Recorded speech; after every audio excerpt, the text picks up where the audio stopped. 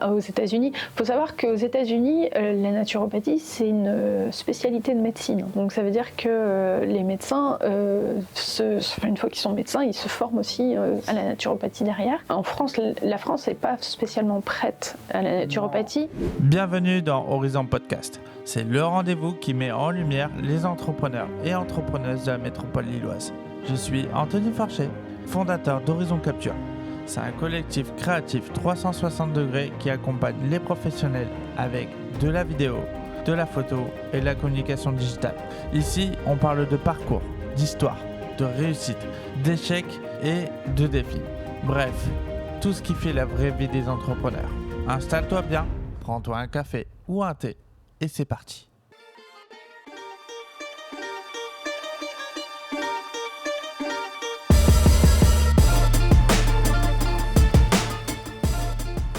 Camille, je te remercie de venir et être présente dans l'émission. Avant de commencer, est-ce que tu peux juste te présenter, nous expliquer un peu qui tu es? Je suis originaire de la métropole lilloise, je suis mariée, j'ai 3 enfants et j'ai un parcours scolaire assez classique sur Roubaix où j'ai fait un bac sciences techniques tertiaires option commerce et derrière j'ai fait un BTS action commerciale en alternance. Pendant 2 ans, j'ai travaillé dans un magasin de chaussures dans Lille en vue aussi de préparer ce BTS en alternance. Et à l'issue de ces 2 années, en fait, je me suis rendu compte que le commerce pur et dur, c'était pas forcément ce qui me plaisait le plus. Et donc j'ai cherché aussi à trouver un boulot où j'allais avoir plus de stabilité de façon à ce que j'organise plus facilement ma vie personnelle. J'avais pas encore d'enfants à l'époque, mais je me disais que si je voulais une vie de famille à un moment donné, il fallait que ce soit plus facile que de faire des horaires 10h, 19h du lundi au samedi. Et donc du coup, je me suis orientée vers le monde bancaire. C'est comme ça que je suis rentrée en banque et ça a duré 18 ans. Est-ce que tu es resté 18 ans dans la même banque? Je suis restée 18 ans dans la même banque, mais sur les 18 années, j'ai fait 6 agences différentes et à 2 postes différents. C'est que là où je travaillais avant, il y avait une grosse importance sur le fait de savoir maîtriser son poste avant de pouvoir évoluer. Donc en réalité, je suis restée 2 ans au poste de conseiller d'accueil en fait, où j'étais au guichet. Donc là, on apprend tous les tenants et aboutissants de la réception client, de toute la gestion aussi des flux. C'est le client qui ramène de l'argent, qui ramène ses chèques, remplir un distributeur, gérer les opérations courantes de guichet pour nos clients, commencer la souscription aussi de petits produits qu'on vendait au guichet, comme ouvrir des livrets, ouvrir des comptes, etc. Surtout que c'est un rôle assez important parce que vous êtes l'image de... C'est ça, vous êtes c'est l'image la première directe personne, en fait. quoi. C'est ça. Voilà, c'est ça. Donc ça a duré, de mémoire, ça devait être 3 ans, où là j'ai fait 2 agences différentes et puis après j'ai eu la possibilité de passer conseillère et donc là on prend en charge un portefeuille client, on accompagne nos clients de A à Z sur leur projet de vie, leur coup dur, voilà. Donc c'était plus des particuliers? Des particuliers et des petites associations aussi, parce que tout ce qui était grosses associations gestionnaires, etc., c'était plus géré par les conseillers pros, donc il y avait aussi toute cette partie aussi accompagnement associatif qui était sympa aussi d'ailleurs. Au cours de ces 18 années de banque, à un moment donné, on avait l'opportunité de pouvoir passer des diplômes en interne. Et à ce moment-là, ne sachant pas vraiment ce que j'allais faire, mais je savais que les exigences étaient, en gros, si on voulait évoluer, fallait quand même avoir un niveau d'études supérieur au BTS. Et donc, je me suis lancée dans la licence. Et donc, j'ai passé une licence via l'Université de Lille, mais en interne avec la banque. Tu étais dans quelle banque? Alors, j'étais au Crédit Mutuel. Crédit Mutuel, voilà. Ok. Donc, une banque mutualiste avec beaucoup de valeurs. C'est ça qui était chouette aussi, entre les collaborateurs, qui était compliqué. J'ai commencé à lever le pied et à me dire ouf, plus trop ça que j'ai envie de faire, ça rentre plus dans ce que je veux en fait et dans mes valeurs. À quoi ressemble une journée pour un banquier? Donc les horaires sont relativement... Ah oui, j'aime bien les journées type. Ah ouais. Et les journées elles sont assez rythmé et quelque part il y avait une vraie autonomie, donc ça c'était plutôt pas mal, mais les horaires étaient très importants. On arrive, c'était des horaires du genre pour une ouverture d'agence à 9h, il fallait être là à maximum 8h51. En fait, tout était calculé pour qu'on ait notre quota d'heures et on va dire, donc moi j'arrivais souvent au travail 8h30, 9h moins le quart. 8h34. Ouais, c'était ça. 8h30, 9h moins le quart. Je me connectais, un petit tour d'agence, bonjour les collègues. Je me connecte au bureau, je check les mails directement. Après, on se retrouvait avec le responsable d'agence et les autres collègues autour d'un café. On checkait ce qu'il y avait à checker. Voilà, on se passait les messages. Et puis après, chacun repartait dans son bureau. Et puis, on recevait nos clients en fonction des rendez-vous qui étaient là. Il y avait donc essentiellement la gestion de mail, des rendez-vous physiques, téléphoniques, visio. La gestion aussi de ce qu'on appelait des débiteurs. Donc en fait, on avait un logiciel qui nous permettait de vérifier les comptes qui étaient en débit tout simplement. Et c'était à nous à faire des actions comme par exemple contacter le client pour dire attention, votre compte est dans le rouge, qu'est-ce qu'on fait? Vous déposez de l'argent, vous faites un virement, ou après on avait les récalcitrants et puis voilà, ceux qui avaient un peu plus de difficultés avec ça. Moi j'avais cette étiquette de banquière assistante sociale. On m'a souvent dit t'es trop gentille. T'es une conseillère atypique. Non, j'étais pas trop gentille, je pense que j'étais juste parce que il y a eu des moments où les clients qui avaient des grosses difficultés financières, à un moment donné je disais stop, on arrête, on cesse l'hémorragie. Je les accompagnais comme si c'était mon propre argent et en leur disant non mais là en fait c'est plus possible, vous pouvez pas continuer à vous mettre dans l'embarras comme ça, je veux bien comprendre que la vie est compliquée. Et je leur disais souvent, je dis vous savez, moi en dehors de mon bureau, une fois que je sors de l'agence, en fait je redeviens monsieur et madame tout le monde comme vous et je consomme comme vous, etc. Et donc il y avait une façon aussi quelque part un peu de l'éducation à la consommation et de faire prendre conscience aux gens que peut-être qu'ils allaient un peu trop loin sur leurs dépenses et voilà, sans être dans le jugement, mais essayer de leur ouvrir un petit peu l'esprit sur la surconsommation. Puis après, il y avait des secteurs un peu plus populaires que d'autres, où je vais pas dire qu'il n'y avait pas cette réflexion-là, mais c'était plus difficile, donc il fallait aussi les aider. Quelles sont les différentes sortes de clients? Il y a des conseillers qui vont avoir des portefeuilles dominantes, on va dire plus patrimoniales, où ces gens-là sont beaucoup d'argent sur les comptes ou qui ont un patrimoine immobilier, etc. Et après, ça dépend des endroits, mais les portefeuilles peuvent être mixés pour dire que le conseiller puisse aussi faire un petit peu de tout. Et après, il y a des portefeuilles où on a des situations clients plus compliquées, où il n'y a pas d'épargne, où les comptes sont clairement en débit. Aujourd'hui, dire que les clients sont catégorisés, je suis pas certaine, parce qu'après, les évolutions de portefeuille font aussi, c'est ça aussi, c'est qu'on peut avoir un portefeuille, mais il n'est jamais figé. C'est qu'en fait il va évoluer aussi, et donc rapport à N-1, c'est ça qui va justifier aussi l'évolution de notre portefeuille et dire on a bien bossé sur telle et telle ligne, voilà, c'est plus ça. Ce qui moi ne me convenait plus, c'était le fait ça manquait d'humanisation à un moment donné, dans le fait de ne pas pouvoir dire aux clients stop, ça c'est plus possible, en fait on va faire autrement, mais comme ça rapportait pas forcément, mais ça rentrait plus pas dans des lignes d'objectifs, donc ça ne se voyait pas. Donc c'est du travail de fond, c'est du travail qui permet de la satisfaction client et qui permet aussi de faire ce qu'on appelle la gestion des risques. Donc il y a un gros plot dans notre travail qui s'appelle la gestion des risques. En gros, éviter que le client il parte au contentieux et qu'il laisse une ardoise à l'avance. Cette notion-là, elle est importante, mais elle rentre pas dans notre ligne d'objectif. Donc même si on passe énormément de temps à accompagner le client, à essayer de lui faire sortir la tête de l'eau et à l'aider à mieux gérer son compte, du coup ça c'est pas qualifié à la fin de l'année sur le boulot finalement. Il y a des clients que tu as suivis sur plusieurs années? Il y a même des clients qui me suivaient quand je changeais d'agence. Il y a quelques clients comme ça qui me disaient vous partez, si c'est pas trop loin je vous suis et je change d'agence. Donc, il y en a quelques-uns qui ont suivi et ça fait plaisir. Alors c'était pas forcément autorisé. L'idée c'était pas non plus de transférer tout le portefeuille dans la nouvelle agence, mais si on avait 3-4 clients, ok, c'était ok. Quel a été ton déclic pour justement de dire que tu étais un peu en surdosage de la banque et tu voulais faire autre chose, et pourquoi t'es peut-être redirigé vers la naturopathie? Comme pour beaucoup de monde dans ce contexte-là de reconversion, il y a eu le confinement. Oui, effectivement. C'est vrai qu'il il y a eu pas mal de conversions à ce moment-là. Et le confinement, il faut savoir que les employés de banque, donc ce que j'étais, étaient un peu comme les... je ne vais pas considérer le personnel soignant, mais un peu comme les personnes qui travaillaient dans les magasins, les hôtesses de caisse, les chefs de produits, les chefs de rayon, tout ce qu'on veut. En fait, on était considérés comme indispensables au fonctionnement du pays. Donc du coup, on devait aller travailler. On n'était pas Alors, il y avait beaucoup de personnes en télétravail, mais en tout cas, le monde bancaire, très très peu, parce qu'en fait, d'un point de vue sécurité, informatique, etc., on n'avait pas les outils, on n'avait pas les codes pour se dire, allez, tous les conseillers en télétravail, c'était trop dangereux. Ah bah oui, il suffit qu'il y ait une attaque ou quoi que ce soit. Donc en fait, le télétravail était impossible pour les conseillers. Mais donc du coup, j'allais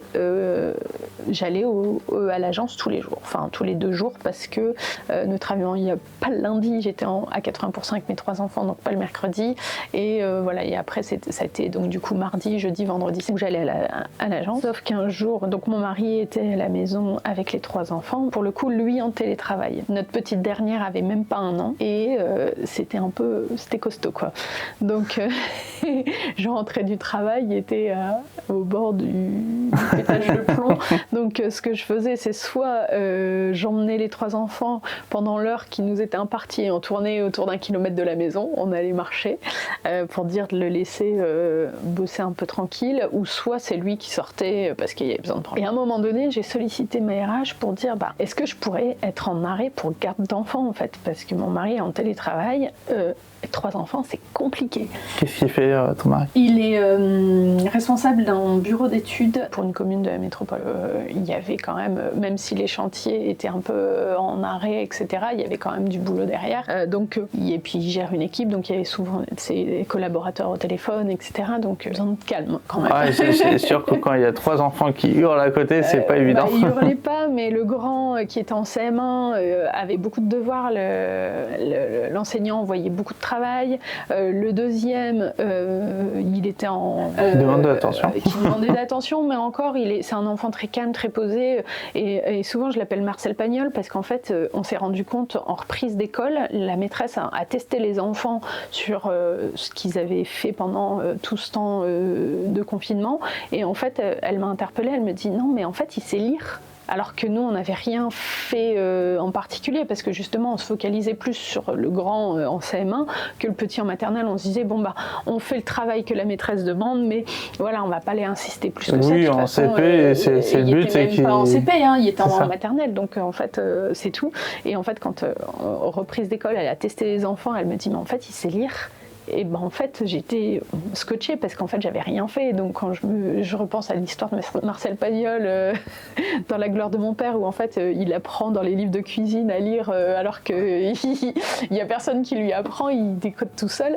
Voilà. Donc, j'avais demandé à ma RH si je pouvais être en arrêt pour garde d'enfants parce que, voilà, qu'il ait 3 enfants, c'était compliqué.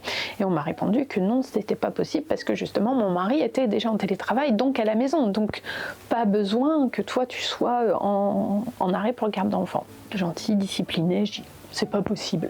Sujet suivant. Et un jour, lors de notre balade en fait dans le périmètre autour de la maison, je tombe sur une maman de l'école qui est dans la même boîte que moi et je savais que son mari était en télétravail aussi. Donc je lui dis, alors ça va, c'est pas trop compliqué pour ton mari le télétravail avec les enfants. Elle me dit, ah non mais moi je suis en arrêt pour garde d'enfants. Et en fait là, il y a une lumière qui s'est allumée. Et je dis, mais en fait on se fiche de moi en fait. Donc qu'est-ce qui se passe ? Le lendemain, je vais voir mon chef et je lui explique. Il me dit, ah bah oui, c'est peut-être une exception, mais voilà. En tout cas, on t'a répondu que c'était pas possible, c'est pas possible. Et à partir de là, j'ai commencé à réfléchir à ce que je pouvais faire. En fait, j'ai fait mon auto-bilan de compétences. Je commençais à chercher un petit peu vers quoi je pourrais m'épanouir, compléter ma vie en fait professionnelle. Et j'étais passionnée de cuisine, je le suis toujours. Passionnée de cuisine, je baigne dans on va dire la santé les médecines douces depuis toute petite, par mes parents qui m'ont toujours pris en charge de cette façon-là. Et donc je commence à regarder les formations, je vois diététicienne, je me dis ah ouais ça peut être sympa, mais diététique on partait sur 2 ans de formation à temps plein. Je me rends compte que le BTS diététique correspond plus forcément non plus aux valeurs et aux codes d'aujourd'hui, en voyant que le programme n'avait pas changé depuis 20 ans, enfin voilà, je creuse. Je tombe sur la naturopathie, je me dis ah ouais ça c'est pas mal parce qu'il y a tout un pôle nutrition, micronutrition, mais aussi l'aromathérapie, la phytothérapie, donc il y a vraiment toute cette approche-là qui est pas mal aussi. Je me dis, ah ça c'est une formation que je peux faire en distanciel et que je peux faire à mon rythme, tout en gardant mon travail à la banque. Parce que l'idée c'était pas de démissionner, c'était pas de partir tout de suite, c'était vraiment de pouvoir faire une formation, m'épanouir dans autre chose, avoir prendre le temps de le faire. C'est ça. Et donc c'est comme ça que j'ai commencé. Donc en septembre 2020, j'ai démarré cette formation de naturopathie. Ça a duré 2 ans, donc quasiment 1000 heures de formation. Ça nécessitait une grande organisation, un vrai sujet ça a été, donc on a commencé à faire des plannings, dire bon bah alors le lundi je ne travaille pas mais j'ai la petite dernière qui est pas encore à la crèche donc il faut absolument qu'on planifie ça et entre deux il y a le mercredi tu travailles pas mais aussi le mercredi c'est pour tes enfants donc en fait faut pas faire n'importe quoi non plus, donc je profitais du temps calme de début d'après-midi pour bosser pendant 1 à 2 heures en plus et après tous les soirs à 21h, donc j'ai la chance, je le sais, d'avoir des enfants, on les met au lit, ils dorment, donc du coup... Tellement. Et donc du coup, je couchais les enfants et je montais dans le bureau pour bosser de 21h à 23h, minuit, tous les soirs, pour vraiment avancer sur mes modules. On était accompagnés par les formateurs qui régulièrement checkaient où on en était. Donc en fait, tu bossais H24 en fait. Ouais. Et en si plus, c'est pas la banque, c'est la naturopathie. Si c'est pas la naturopathie, c'est la famille. Ouais, et puis le milieu associatif aussi, parce que à l'époque, j'étais présidente de l'association de parents d'élèves de l'école. Donc en fait, ça a été un peu... Il y avait beaucoup de choses. C'est pas que, mais l'appel, ça demande beaucoup d'investissement. Ça demande beaucoup d'investissement. L'appel, c'est énorme. L'équipe était chouette et donc du coup, chacun avait son rôle et chacun s'investissait comme il pouvait, comme il voulait. Et ça, c'était génial. On avait réussi à créer une équipe qui était volontaire, qui était dynamique, etc. Et ça perdure encore aujourd'hui parce que j'y suis plus depuis 3 ans. Mais en fait, les mamans et les papas qui ont pris le relais ont gardé aussi toute cette dynamique-là et c'est chouette. Alors c'est une toute petite école, il y a 150 élèves, donc en fait il y a moyen de faire des choses chouettes. Ouais, mon fils c'est à peu près ça aussi, 120, 130, 150. Et c'est ça qui est génial. Je me souviens qu'il y a un moment où ça a été plus compliqué dans l'organisation, la pression, la fatigue, etc.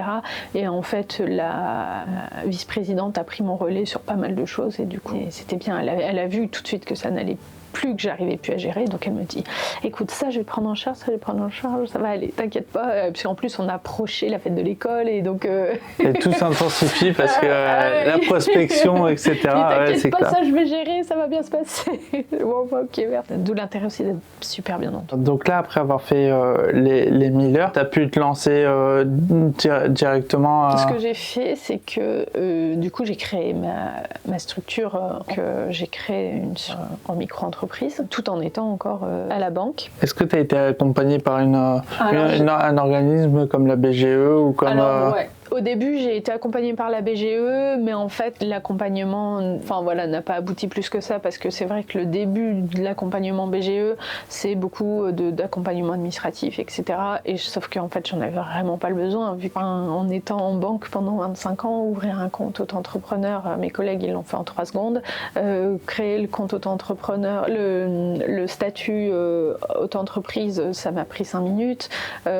C'est des choses qui sont facile pour moi parce que l'administratif, j'ai quand même monté des dossiers de pré-IMO pendant 15 ans, quoi. Donc en fait, avec des prêts réglementés, avec une rigueur, en fait. Donc en fait, j'avais pas spécialement besoin de leur service à ce moment-là. Et donc après, par la suite, j'ai beaucoup entendu parler aussi de la CCI, donc je suis un petit peu orientée vers la CCI pour avoir plus un accompagnement de développement. Oui, pour ça, voilà. Pour structurer exactement ce que tu as envie de faire et pas parce que j'imagine que la naturopathie, c'est encore large.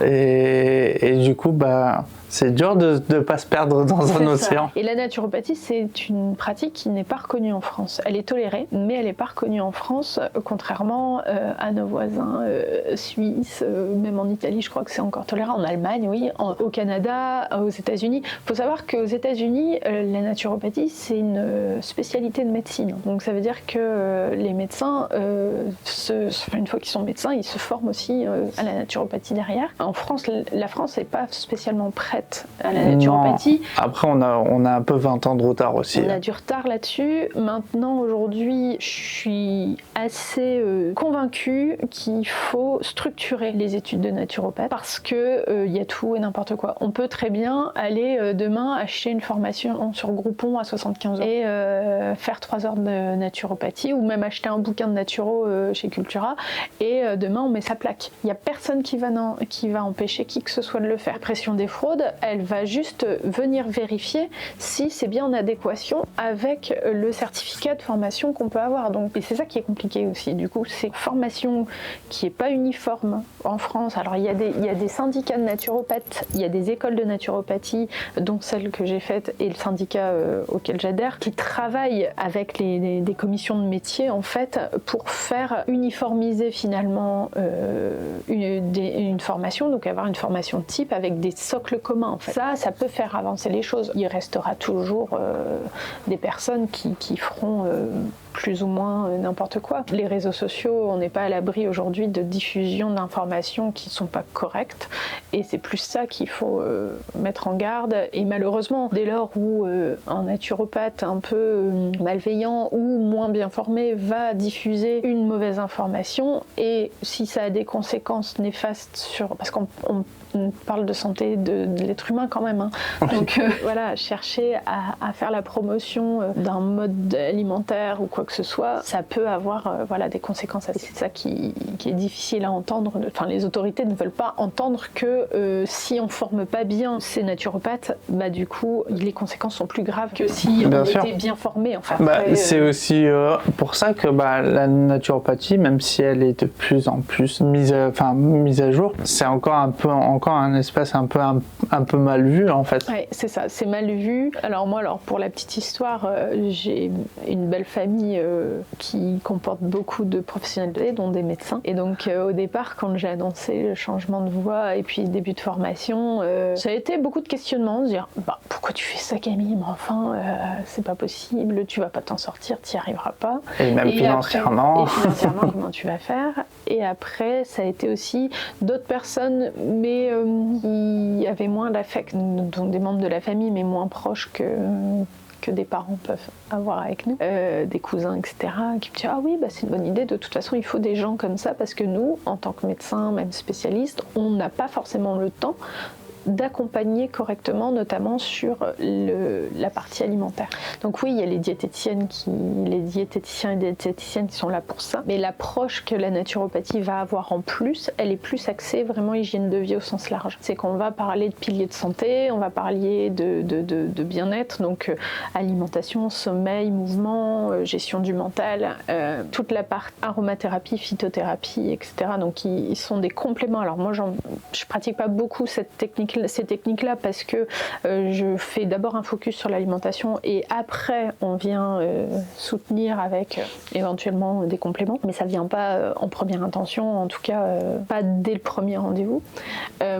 Mais disons que ces accompagnements-là, cette partie-là de compléments alimentaires, autour de la phytothérapie, de l'aromathérapie et même de la micronutrition, en fait, les diététiciens ne sont pas forcément formés à ça. Non, comme tu l'as dit toi-même tout à l'heure, la formation de diététicien, elle a de nombreuses années. Ouais, mais bon, même si aujourd'hui on voit plus de naturopathes bien formés, etc., que les diététiciens se forment et s'intéressent aussi à la naturopathie parce qu'ils se rendent compte que c'est une corde qui leur manque.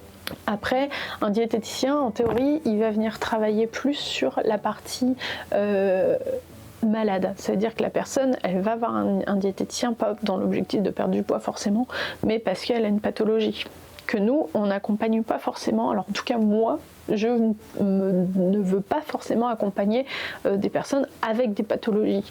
C'est plus, je viens en complément d'eux. Donc ça veut dire, je veux bien accompagner quelqu'un qui va avoir une maladie de Crohn. Elle est prise en charge par son gastro-entérologue. Elle peut aller voir le diététicien, mais elle peut venir me voir aussi en complément, parce qu'on va venir travailler tout l'aspect psycho-émotionnel aussi, que le diététicien va peut-être pas forcément... Tu préfères que la personne aille d'abord voir des spécialistes et ensuite toi tu viens en complément pour... J'arrive à la fin. C'est ça, tu ne te considères pas comme spécialiste pour... Ah non, surtout pas. Et j'ai pas envie d'être considérée comme ça. Je me suis vite rendu compte aussi que les clients avaient beaucoup de mal à mettre en pratique les conseils alimentaires, de mettre en pratique quelqu'un qui a jamais cuisiné de sa vie. Quand on commence à lui dire faut varier les assiettes, faut arrêter de cuisiner que des pâtes ou du riz, et qu'on commence à leur parler de sarrasin ou de d'autres céréales dites sans gluten, c'est vrai qu'on a vite l'impression d'avoir vite fait le tour. Hein. Ouais, c'est ça. Et en fait, l'idée, c'est de pouvoir les aider à mettre en pratique aussi. Et c'est comme ça que j'ai créé la partie aussi.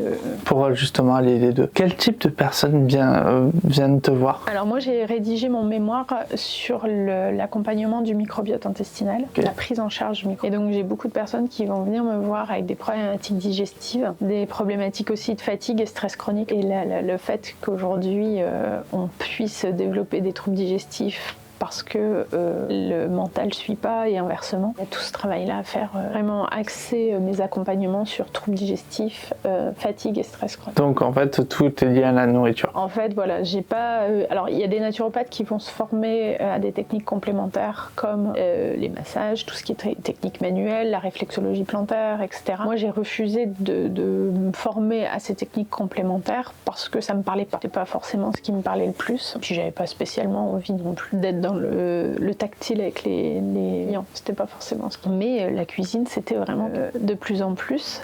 J'ai travaillé pendant 1 an en double activité, donc en ayant encore mon poste à la banque, puis la naturopathie, et j'avais un petit en ville que j'occupais de matinale. Du coup, est-ce que tu avais réduit le nombre d'heures où tu étais à temps complet J'étais à 80%, donc le mercredi, je travaillais le lundi matin et le mercredi matin. Donc ça, c'était un premier cabinet que j'ai eu, et puis au bout de 6 mois, j'ai changé. Je suis en face de chez moi. La kiné qui est installée en face de chez moi, qui me dit un jour, je vais louer mon cabinet pour les matinées et le soir après 17h30. Donc si ça t'intéresse, je te propose la location. Et du coup, là, ça me permettait d'avoir plus de jours et plus de possibilités. Et pile en face de la maison. En face de la maison. Alors que de l'autre côté, je partais à 20 minutes de la maison. C'est pas le bout du monde, mais voilà. Et donc au final, ça s'est passé comme ça. J'ai changé de cabinet en cours d'année. Et au mois de mars-avril, j'ai ressenti vraiment cette difficulté à associer les deux. Je commençais à fatiguer, à avoir du mal à associer la banque et la naturopathie. La naturopathie, j'avais des rendez-vous, donc je dis etc. Mais je me rendais compte qu'il fallait que je prenne du temps pour pouvoir développer. Si je restais dans ce modèle-là, jamais j'aurais pu développer, jamais j'aurais pu avancer dans mon projet. Donc j'ai commencé à négocier, j'ai tenté de négocier une rupture conventionnelle qui m'a été refusée. Donc s'offrait à moi, parce que la démission pour abandon de poste n'existait plus. En fait, je suis passée 2 mois après. Ouais, ça fait pas longtemps en plus ça. Ouais, c'est pas vieux. Et donc du coup, c'était il y a 2 ans. Donc j'ai pas choisi cette option-là. Cela dit, cette option-là me contrariait beaucoup parce que rien que la notion d'abandon de poste ne me convenait pas en fait. Oui, c'est sûr qu'après 18 ans de loyer au service... Je voulais pas en arriver là, donc du coup je me suis dit non, c'est pas ça Camille. Et donc suite à ça, la seule solution, ça a été la démission. Sachant que je savais très bien que si je démissionnais... Tu perdais tout. Et surtout que j'avais pas de France Travail, j'avais rien parce que... Là, c'était un véritable défi. C'était un défi. Autre chose, c'est que je ne pouvais pas non plus prétendre aux fameuses dispositions d'émission pour création parce que j'avais déjà créé, vu que j'avais créé pour tester. Et là, France Travail ne comprend pas. En fait, je rentre dans aucune case. Au bout de 4 mois mois après une démission, on a le droit de demander à France Travail de réétudier notre dossier. Donc là, le dossier, il passe mission paritaire. Donc ce sont des personnes qui ne sont pas salariées de France Travail qui étudient la demande devant la commission d'ouverture de droit. Ils disent non, parce qu'elle n'a pas fait suffisamment de recherche d'emploi. Ça a été le premier refus. Vous n'avez pas fait suffisamment de recherche. En fait, je ne cherche pas de travail, je développe une activité. Et donc, je demande à ma conseillère, France Travail, comment a été présenté mon dossier, dans quel contexte. Au final, je finis par prendre rendez-vous avec la directrice de l'agence dont je dépends et pour lui expliquer en fait ma situation. Je dis, vous vous rendez compte que là aujourd'hui, je développe une activité, ça commence à prendre. Vous voyez, tous les mois, en fait, en plus en étant inscrite à France Travail, je devais déclarer mes revenus. Donc je dis, vous voyez, tous les mois, en fait, je vous transfère ma déclaration URSSAF. Donc et vous voyez que ça évolue en plus et puis ça allait crescendo. Donc en fait, je dis, moi aujourd'hui, juste ouvrir des droits, ça me permettrait d'être plus sereine en fait. Parce que là, clairement, je suis à 2 doigts de retourner travailler en tant que salariée et d'abandonner tout mon projet. Et là, elle me dit, ah oui, mais j'imagine, je comprends bien. On va retenter votre dossier, on va tenter de le repasser en commission. Refus. Deuxième refus. J'ai écrit, alors on s'est beaucoup moqué de moi, j'ai écrit à l'Élysée et j'ai écrit à notre député. C'est vrai ? Ouais. Et j'ai eu des retours. Et derrière, j'ai même eu du coup des retours de la direction régionale de France Travail. C'était, ça a fait ça, c'est retombé. Pour m'entendre dire, non, parce qu'en fait, cette commission, c'est une commission, c'est un terme, en gros, personne peut les contredire. C'est-à-dire que si cette commission-là, qui ne sont pas des salariés France Travail, décide de dire non, même le directeur France Travail n'a pas le droit de dire on le fait passer quand même. Donc c'est tout. La chance que j'ai eue, c'est qu'en étant en banque, j'avais un plan d'épargne salariale et donc du coup j'avais l'équivalent d'1 an de salaire dessus.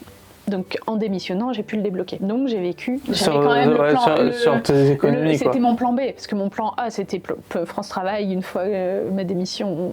Mon plan B c'était je vais vivre avec, je vais compléter mes ressources. Et c'est pour ça que je l'ai fait, parce que sinon je saute pas dans le vide comme ça. Je savais que j'avais un plan B. Au final, j'ai vécu un petit peu là-dessus, mais ce que j'en retiens de cette expérience-là, c'est que si j'avais eu du Pôle emploi, peut-être, du France Travail, peut-être que j'en serais peut-être pas là aujourd'hui. Oui, clairement.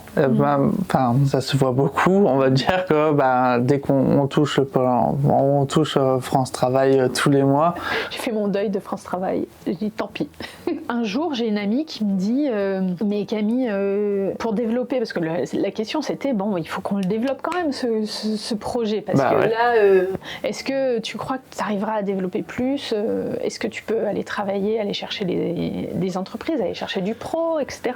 On a tenté, c'est pas forcément évident non plus de rentrer dans les grosses boîtes, etc. J'ai eu des opportunités, c'est très bien, mais après ça reste des opportunités ponctuelles. Il y avait toujours cette histoire de cuisine qui me trottait un jour j'ai une amie qui dit pourquoi tu donnerais pas des cours de cuisine? Parce qu'en fait finalement mes clients ils savent pas mettre en pratique, ils ont vraiment du mal et donc du coup je pourrais l'intégrer dans mes accompagnements. Du coup le cours de cuisine qui permet de mettre en pratique. Ok, je lance ça commence à prendre pas mal et après suite à ça je me renseigne parce que comme j'aime bien être légitime de ce que je fais, je me renseigne pour une formation, encore une. Et donc là, j'ai fait une formation à la Chambre de métiers d'artisanat de Lille, de cuisine, en vue de passer mon CAP cuisine. Oui, parce que même si tu étais passionné ou quoi que ce soit, c'était pas forcément légitime. Non. Et puis dans ce pays où on a besoin du papier, du diplôme, dire t'es qui et pourquoi tu fais ça, voilà. Et donc du coup je me suis inscrite à cette formation, ça a duré 1 an. Donc là pendant 1 an j'ai appris les codes de la cuisine, avec un ancien chef étoilé d'un restaurant. Ça a été une superbe expérience. J'ai passé mon CAP là au mois de juin en candidat libre et donc nouvelle corde à mon arc, mais qui légitime l'activité aujourd'hui, qui rend mon activité plus légitime. Oui, tu as certainement appris des choses. Il y a des techniques que j'ai apprises que je ne connaissais pas, de l'organisation en cuisine, l'hygiène en cuisine. Alors même si chez moi c'est pas crado, mais je veux dire à un moment donné ça reste quand même très important. Et oui, mais c'est différent dans un restaurant qu'à la maison. Ah oui, non mais tout à fait, mais j'ai des réflexes aujourd'hui, même à la maison, que j'avais pas, quoi. Je prends l'exemple des œufs. Un œuf, je le casse plus sur le rebord de mon saladier, je le casse sur le plan de travail et je me lave les mains avant, après, je renettoie mon plan de travail parce qu'un œuf en soi c'est souillé. Oui, c'est avec la salmonelle, tout ça. Exactement. Exactement. Donc en fait, c'est un des réflexes aujourd'hui que j'ai. Ah oui, moi je prends un ramequin, je casse sur le ramequin et après je le mets directement dedans. C'est sûr que je fais ce que monsieur et madame tout le monde fait en fait. Ouais, exactement. Et donc il y a un peu plus d'1 an, j'ai démarré la formation il y a 1 an, mais il y a un peu plus d'1 an, j'avais commencé du coup ces fameux cours de cuisine, plus une prestation de cuisine à domicile dans le cadre du batch cooking en fait. D'accord. Où finalement je viens donner un coup de main à mes clients pour alléger la charge mentale. Le batch cooking, c'est le fait de préparer à l'avance les repas. C'est ça. C'est ça. Nous c'est ce qu'on faisait le dimanche, on préparait le repas du soir parce que c'est vrai que le soir on sait jamais quoi manger le soir, donc au moins c'est fait, ça prenait 2 heures et... Exactement. C'est ça. Donc là l'idée est la cuisine à domicile, il faut savoir que ça rentre dans le cadre des services à la personne. Donc éligible au crédit d'impôt et depuis 2022 il me semble, il y a l'avance immédiate de l'URSSAF, donc du coup le crédit d'impôt il est immédiat, c'est-à-dire que le client il va payer tout de suite 50% de la valeur du service. Et le fait de préparer les repas en avance et ça rentre dans le cadre des services à la personne. D'accord. Donc en fait, en démarrant donc avec la CCI, avec mon conseiller de la CCI, on s'est démené à essayer de trouver le système qui permettait de faire bénéficier de ce crédit d'impôt immédiat, parce que sinon, le client il n'allait pas pouvoir payer. La somme elle était assez importante, donc même s'il récupérait son crédit d'impôt à N+1, l'idée c'était quand même de pouvoir faire bénéficier de ce service qui est existant, donc autant en profiter. Et donc on a fini par trouver un organisme, une coopérative qui fait l'intermédiaire. Ça veut dire que moi quand je fais la prestation chez le client, après je fais la facturation sur le serveur de cet organisme-là et qui se charge de faire la facture, qui se charge de transférer à l'URSSAF, qui se charge aussi de récupérer l'argent et moi de me retransférer ma partie. D'accord, ok. Donc voilà, ça a commencé comme ça. Et j'ai eu la chance de faire une petite vidéo avec une figure locale de la communication sur les réseaux sociaux. Et du coup, ça a fait décoller mon activité. Donc, grâce à ça, grâce à elle... Parce qu'elle avait de l'influence. Ah ouais, voilà. Donc en fait, en une soirée, je pense que... Je crois qu'en 24 heures, j'ai dû prendre 1500 abonnés sur Instagram. Ah bon. Et c'était un truc de fou. Et mon agenda s'est rempli en 24 heures. L'agenda, les créneaux que j'avais ouverts étaient tous remplis. Donc tout de suite, on se dit waouh, il y a une demande, il y a quelque chose. Et sur la métropole lilloise, on est 3 ou 4 à faire ce service-là, à proposer ce service-là. Donc on n'est pas nombreuses.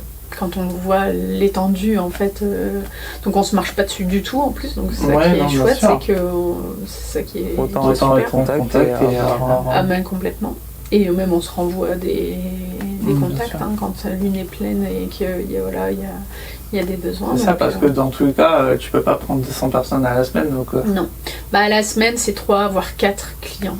Parce qu'en fait, la prestation, elle est assez longue, c'est environ 3 heures chez le client, mais sans compter tout le temps de préparation en amont, donc demander au client ce qu'il veut manger, faire valider la liste de courses, parce que je fais les courses pour lui, et après aller faire les courses et arriver chez le client, plus les temps de trajet, etc.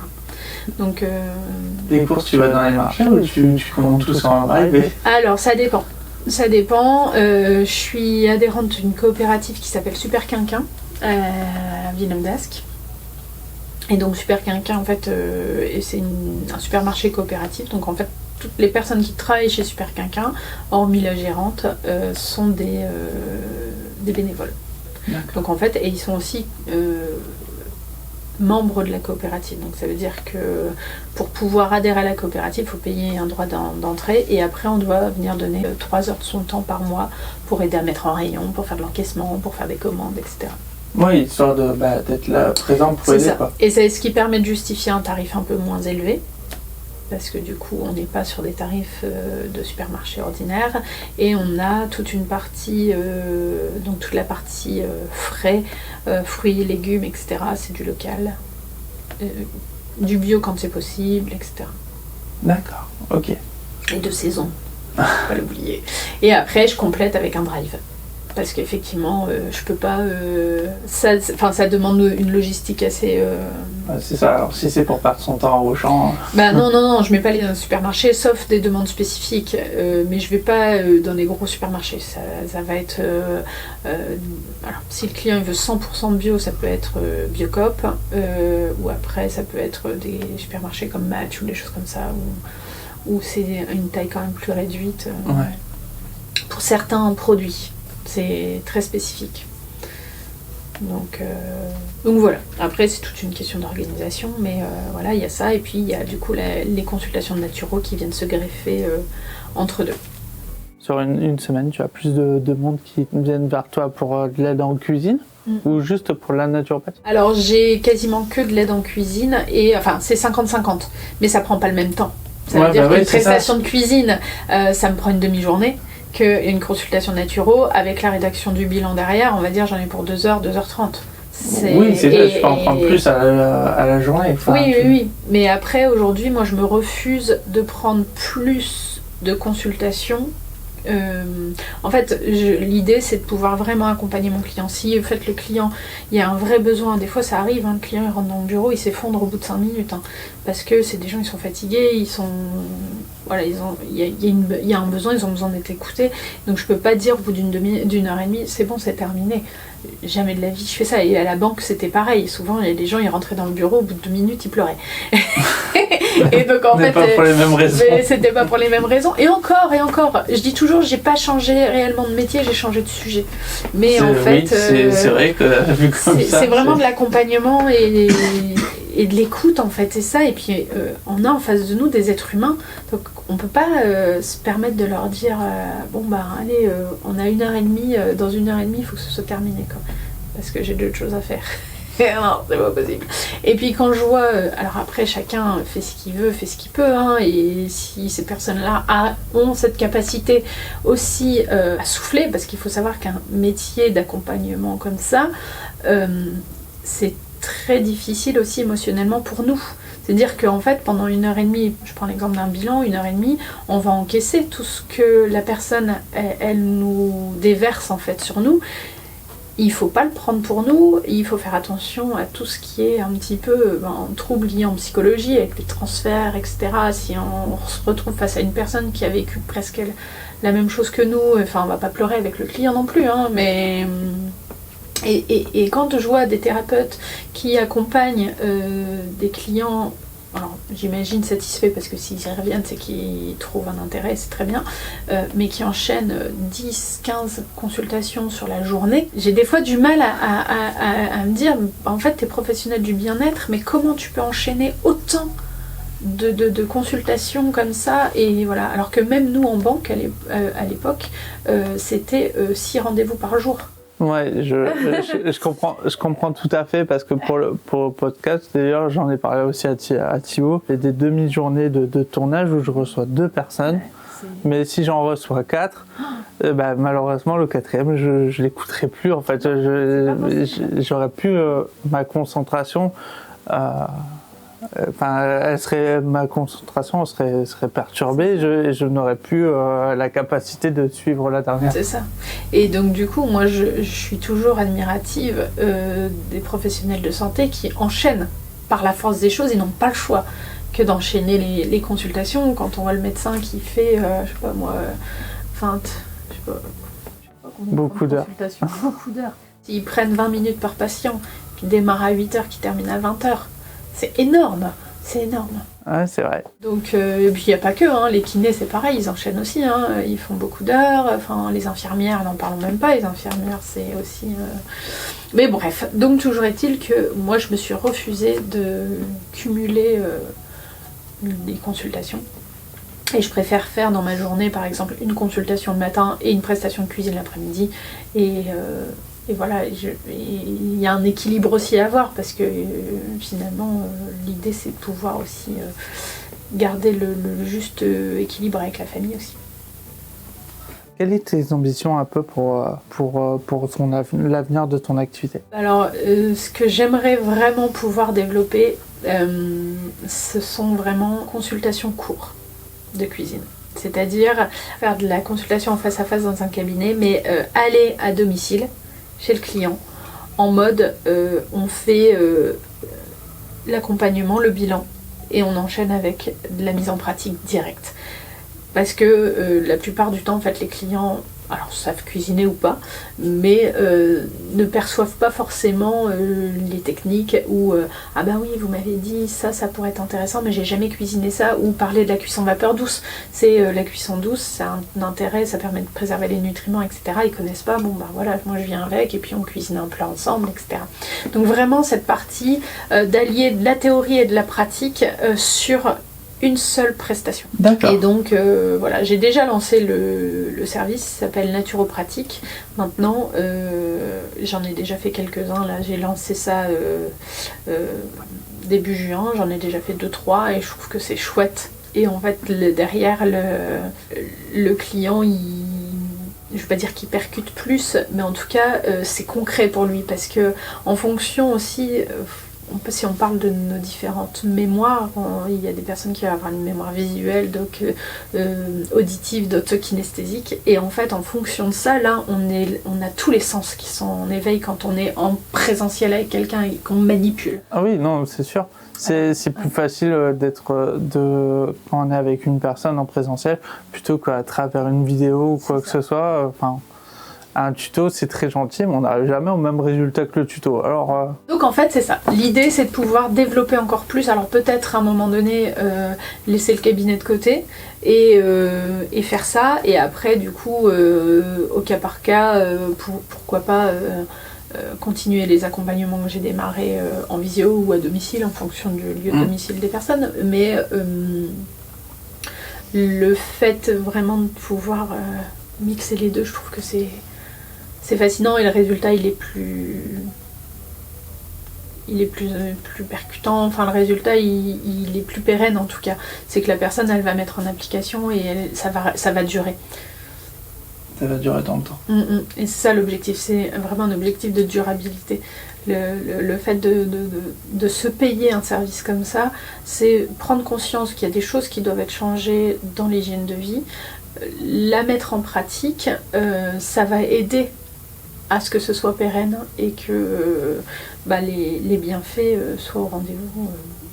J'ai vu que tu étais pas mal active sur les réseaux. Comment est-ce qu'on peut te retrouver ? Alors, Facebook, Instagram, Camille au Naturel.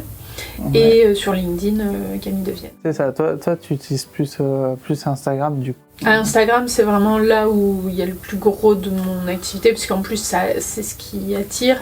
Et après, j'ai Facebook aussi, qui est intéressant, parce qu'en fait, sur Facebook, on a une autre catégorie aussi de population. Donc, je vais toucher des personnes peut-être plus âgées, etc., mais qui s'intéressent aussi forcément à tout ça, et chez qui je suis déjà allée faire des cours de cuisine aussi, ou des prestations. C'est pas que des trentenaires ou quarantenaires qui font appel à mes services. C'est ça.